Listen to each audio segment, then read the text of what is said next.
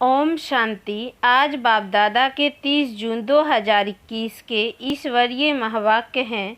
मीठे बच्चे, बाप की आशीर्वाद लेनी है तो सर्वे से बुल सपूत बच्चे बन, सबको सुख दो, किसी को भी दुख ना दो। प्रश्न: धर्मराज की सजाओं से छूटने के लिए किन ईश्वरीय नियमों पर ध्यान देना है? उत्तर: कभी भी ईश्वर के सामने प्रतिज्ञा कर उसकी अवज्ञा नहीं करना है, किसी को दुख नहीं देना, क्रोध करना, तंग करना अर्थात ऐसी चलन चलना जिससे ईश्वर का नाम बदनाम हो तो उन्हें बहुत सजाएं खानी पड़ती, इसलिए ऐसा कोई कर्म नहीं करना है। माया के कितने भी तूफान आए, बीमारी उथल खाए, लेकिन राइट रॉन्ग की बुद्धि से जजमेंट कर रॉन्ग कर्म से सदा बचे रहना। गीत: कौन आया मेरे मन के द्वारे? ओम शांति। यह किसने कहा? ओम शांति। बाप और दादा, यह तो बच्चों को जरूर निश्चय होगा कि हमारा पारलौकिक बाप है, परम पिता परमात्मा शिव, और यह ब्रह्मा सब बच्चों का अलौकिक बाप है। इनको ही प्रजापिता ब्रह्मा कहेंगे।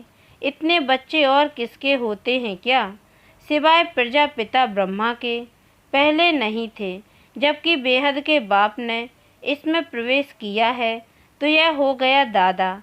यह दादा खुद कहते हैं कि तुमको पारलौकिक बाप की प्रॉपर्टी मिलती है। पौत्रे हमेशा दादे के वारिस होते हैं। उनका बुद्धि योग दादे में जाता है, क्योंकि दादे की प्रॉपर्टी का हक मिलना है। जैसे राजाओं के पास जो बच्चे जन्म लेते रहेंगे, ऐसे ही कहेंगे बड़ों की प्रॉपर्टी है, बड़ों की प्रॉपर्टी पर उन्हों का हक है ही। तुम बच्चे जानते हो कि हम बेहद के बाप द्वारा बड़े ते बड़ी प्रॉपर्टी स्वर्ग की बादशाही ले रहे हैं। हमको वह बाप पढ़ा रहे हैं। तुम अब सम्मुख बैठे हो। सम्मुख का नशा भी नंबर बार पुरुषार्थ अनुसार रहता है। कोई की दिल में तो बड़ा लब रहता है।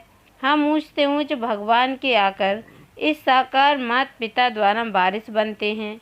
बेहद का बाप बहुत मीठा है, जो हमको राजाई के लायक बनाते हैं। माया ने बिल्कुल ही नालायक बना दिया है। कल बाबा के पास कोई मिलने के लिए आए थे, परंतु वह कुछ समझते थोड़े ही थे। बाबा ने समझाया, यह सब ब्रह्मा कुमार हैं, तुम भी ब्रह्मा के व शिव के बच्चे हो ना। कहा है तो जरूर, यह सिर्फ सुनकर कहा, परंतु दिल में लगा नहीं, तीर लगा नहीं कि सचमुच हम उनके बच्चे हैं। यह भी उनके बच्चे हैं, वर्षा ले रहे हैं। वैसे ही हमारे पास भी कई बच्चे हैं जिनको बहुत थोड़ा बुद्धि में बैठता है। वह खुशी, वह रुहाब नहीं दिखाई पड़ता है। अंदर बड़ा खुशी का पारा चढ़ना चाहिए, वह सारा चेहरे पर भी आता है। अभी तुम सजनियों का ज्ञान श्रृंगार हो रहा है। तुम जानते हो हम साजन की सजनियां हैं। एक खेरूत, खेती का काम करने वाले की लड़की की कहानी है ना। एक राजा खेरूत की लड़की को ले आया, परंतु फिर भी उसे राजाई में मज़ा नहीं आया, तो लड़की को वापस गांवड़े में छोड़ आया। बोला, तुम राजाई के लायक नहीं हो। यहाँ भी बाप श्रृंगार करते हैं, तुम भविष्य में महारानी बनो। कृष्ण के लिए भी कहते हैं भगाया, पटरानी बनाने के लिए, परंतु कुछ समझते नहीं हैं। सब हैं इरिलीजियस माइंडेड, समझते हैं ऐसी ही दुनिया चलती रहती है, कुदरत है। बहुत हैं जो मंदिर टिकाड़े में भी नहीं जाते, ना शास्त्रों आदि को मानते हैं। गवर्नमेंट भी धर्म को मानने वाली नहीं है। भारत किस धर्म का था, अब किस धर्म का है, बिल्कुल नहीं जानते।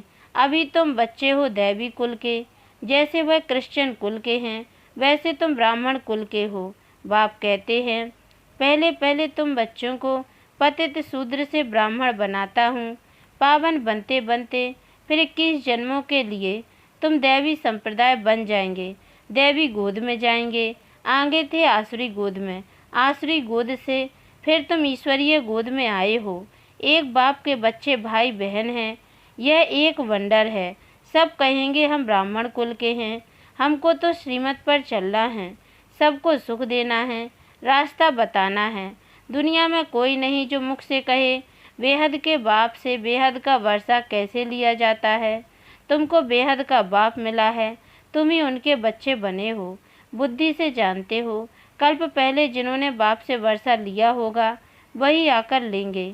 थोड़ा भी बुद्धि में होगा तो कभी न कभी आकर पहुँचेंगे। आएंगे तो कुछ न कुछ लेने लिए।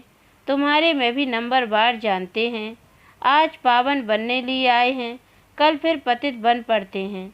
किसका खराब संग लगने से भूल जाते हैं कि बाप का बनकर फिर बाप को छोड़ा तो बहुत पाप आत्मा हो जाते हैं। जैसे कोई किसका खून करते हैं तो पाप लगता है, वह पाप भी थोड़ा है।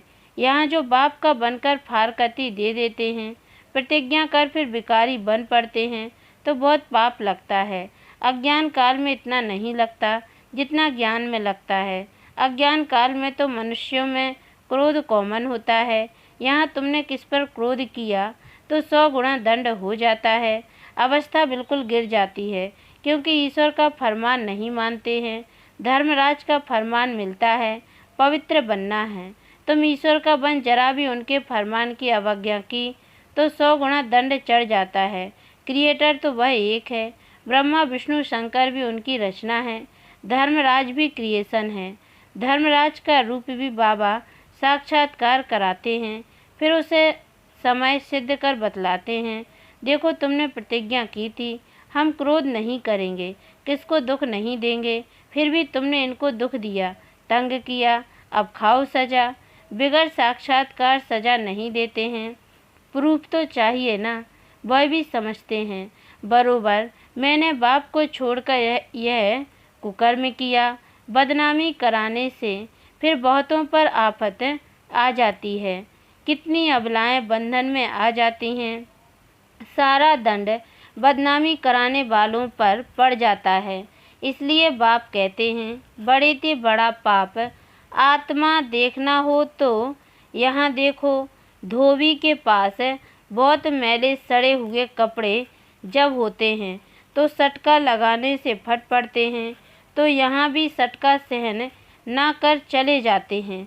ईश्वर की गोद में आकर डायरेक्ट उनकी अवज्ञा की तो सज़ा खानी पड़ेगी। जो हेड ब्राह्मणी पार्टी ले आती है उन पर बहुत बड़ी रेस्पॉन्सिबिलिटी है।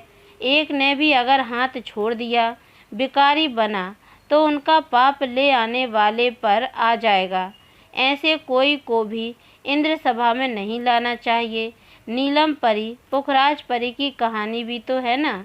इंद्र सभा में कोई छिपा कर ले आई तो इंद्र सभा में बास आने लगी तो ले आने वाली पर दंड पड़ गया। ऐसे कुछ कहानी है। वह पत्थर बन गई। बाबा पारसनाथ बनाते हैं, फिर अगर अवज्ञा की तो पत्थर बन जाते हैं। राजाई पाने का सौभाग्य गवा देते हैं। समझो कोई गरीब राजा की गोद लेते हैं, अगर नालायक बन पड़ा और राजा निकाल देवे तो क्या होगा, फिर कंगाल के कंगाल बन पड़ेंगे। यहाँ भी ऐसे है, फिर बहुत दुख महसूस होगा। इसलिए बाप कह देते हैं कभी भी कोई अवज्ञा नहीं करना। बाप है साधारण, इसलिए सिर्फ बाबा को भूल साकार में बुद्धि आ जाती है। अब तुम बच्चों को श्रीमत मिलती है जो गंदे बन पड़ते हैं, ऐसे फिर इंद्र सभा में बैठ ना सकें।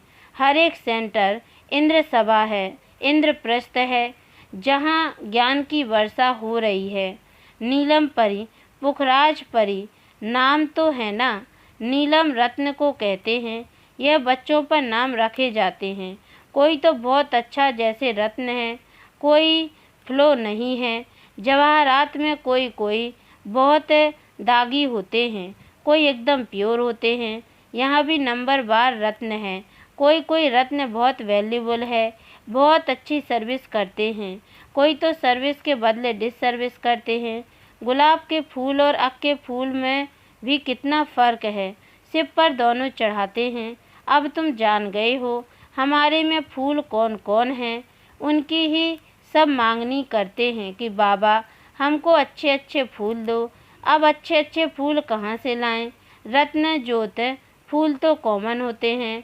यह बगीचा है ना, तुम ज्ञान गंगाएं भी हो। बाबा तो सागर ठहरा ना। यह ब्रह्मा है, ब्रह्मपुत्रा बड़े ते बड़ी नदी। कलकत्ते में ब्रह्मपुत्रा नदी बहुत बड़ी है, जहाँ सागर और नदी का बड़ा भारी मेला लगता है। बरोबर ज्ञान सागर बाबा है। यह चैतन्य ज्ञान सागर है। तुम भी चैतन्य ज्ञान नदियाँ हो। वह तो है पानी की गंगाएं। वास्तव में नदियों पर नाम पड़ा है, परंतु आसुरी संप्रदाय यह भी भूल गए हैं। हरिद्वार में गंगा के किनारे पर चतुर्भुज का चित्र दिखाते हैं, उनको भी गंगा कहते हैं, परंतु मनुष्य समझते नहीं कि यह चतुर्भुज कौन है। बरोबर इस समय तुम स्वदर्शन चक्रधारी बनते हो। तुम हो सच्ची ज्ञान नदियाँ। वह है पानी की, वहाँ जाकर स्नान करते हैं, समझते कुछ भी नहीं, बस देवी है। मनुष्य को तो कभी 4-8 भुजा होती नहीं है, कुछ भी अर्थ नहीं समझते।